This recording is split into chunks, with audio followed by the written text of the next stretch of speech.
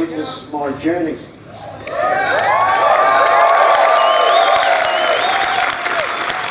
A lot of you saw the festival version of the film 18 months ago.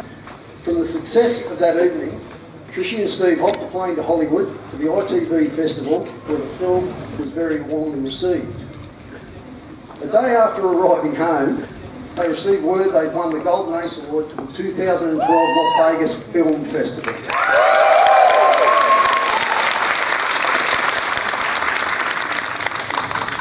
Seeing as they couldn't just turn around and hop another plane back to Vegas right away, our esteemed producer quickly placed a call to yours truly, asking if I would attend and receive the award on his behalf. Several times throughout the conversation he assured me I would not, repeat not, have to get up and make a speech. He couldn't have been more wrong. Sitting through scores of other recipients giving their fabulous acceptance speeches, the call finally came out for Steve Rogers' Witness My Journey. The film took on a life of its own from there, winning several awards throughout the industry, and it gives me great pleasure to hand you over to the producer of this wonderful feature documentary, Mr. Steve Rogers. Hey guys, this is awesome. Can you imagine that? It's just a documentary. Look, we're almost full. It's just unbelievable. That's how much we all think of this woman. Because that was the motivation why I made the film in the first place. And about a lot of you here. I mean, the whole thing came about me and Trish 5 years ago. A lot of you know about the journey of the making of the film. And often there's the stories behind the scenes that are just as interesting. And I just want to share a couple with you. I'll put the word out. I want all of Trishy's friends to turn up at the Colombian, and we make a really good scene in a familiar club that she frequents a lot. We all know this. So she goes to the event. We've been shooting all day. She turns up. Yeah, we turn up. We get the shot. At 12 o'clock, I said, right, you go home. Because we've got an early start tomorrow. We're doing a nice romantic walk along by the harbour. So I want you in bed, refreshed, ready to rock and roll by 8:30 in the morning. Right. Well, I don't know where she went, but she didn't go home.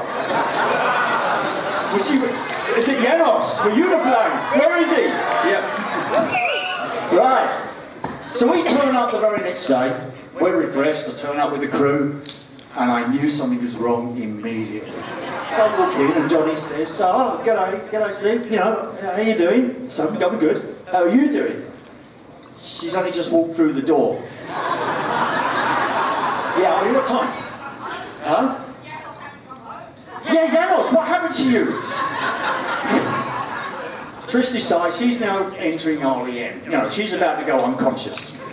So I'm like, no. So I hurl up the stairs, I drag her out of bed, get her in that shower, get her refreshed. So we decided to improvise, and we shot a scene with Johnny, which is just awesome. It was the barbecue scene, you had the sausages going. 2 hours later, what's up? What the fuck's up? I mean, come on. So she then comes down, and we say, right, I just need you conscious for half an hour. Half hour. That's all I need. We're going to have a nice romantic walk. It's going to be along by the harbour. It's a really easy shot. It's just to show what you're really like as a couple. Easy. Except we took the dog. Candy decides to try and commit harry-carry. Hurls over the wall, straight into the dock. Into the harbour. This one, quick, Johnny, jump in. Johnny jumps in, saves Candy, pulls Candy out, and I'm thinking, I still need this shot. So, when you're watching that scene, and they're walking together, hand in hand, you will notice that Johnny's blue jeans are a slightly darker blue than they normally are. Because this poor bugger is soaked. There's just one other thing I want to share. In Hollywood, and this summed it up for me that I knew that this was right. It was on the last day, and I was at what a typical film function dinner. Trish didn't go. Trish was in the hotel room. So anyway, I get a text message halfway through the evening what's up? Well, I mean, I'm sitting there talking to techies and camots and film directors from around the world, and she's climbing the walls. She wants to go out. She's like, I want to go clubbing. So I put the word out to anybody that I think might be into the clubbing scene and said, well, Sunday night, it's 11 p.m, where can I take this woman? And everyone said, the Abbey. Go to the Abbey. The Abbey in West Hollywood. Anyone been to the Abbey in West Hollywood? Yeah. Okay, one cool venue. I hadn't even got to the bar. This one. Takes her top off. She's got, I have to say, so she's got like a showgirl bra set on. It was really all glittery, you know. Now I'm telling you the story. She jumps up on the bar with the guys and starts dancing. We're talking about a room, 300 people. Within 10 minutes, she knew 10%. Within half an hour, 30%.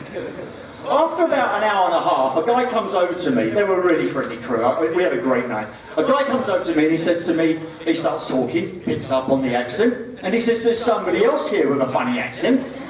She's over there. She's my mate, Trish. Do you know her?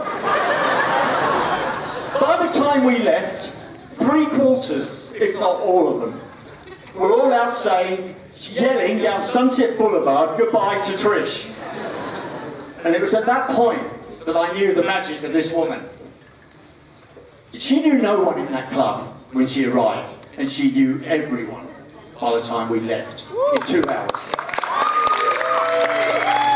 That is Trish Carr, and that is why I made this film. Oh yeah, and can you turn your goddamn mobile phone off? Yeah, fantastic. Really enjoyed it. She's an inspirational Just what we expected. And it was a really well-made, entertaining film, and even someone who's not been to her parties or not know who she is would love the film and learn a lot from it. It was amazing, the turnout. You know, I wouldn't expect anything less. You know, Trish is just that type of person that just brings everyone together. And, you know, it was unbelievable. And actually, it was the first time I'd seen the new cut tonight, so I'm lost for words of what Steve and the crew and everyone has done.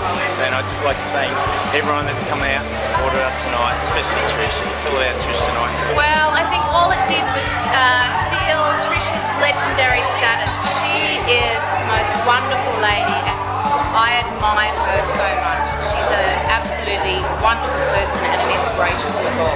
Trish is a really inspirational woman, and it was fabulous to see how she's gone from a Jehovah's Witness to what she is now, and it's testament to the amount of people that are at this premiere that it's like going to see a movie of all your friends. It's just an amazing story, meeting her and you don't know that other side of her all the time, and then it all gets revealed in this story that it's just beautiful. Because I know for me, especially with the breast cancer side, my mum went through it, and so that, you know, they've got the same both attitude. I can see them in side by side. It's just like, this is what people need to see, this is what people need to meet. And she's just so beautiful, so happy, so vibrant. It puts you on a happy high, with or without drinks. The world needs more Trishies. Absolutely. Oh my god, we love you, Trishy. Best movie ever. Yes, mama. Yes, mama. Work that shit. Woo! Love that. So, how do you feel now it's all been shown? I feel so relieved. It's just been an amazing night. My story's out now for everybody to see, and I hope they enjoyed it. And it was a great night. Very overwhelmed, lots of tears, but an exceptional night. Thank you to Steve Rogers for making it all happen. It's been an amazing night that I won't ever forget.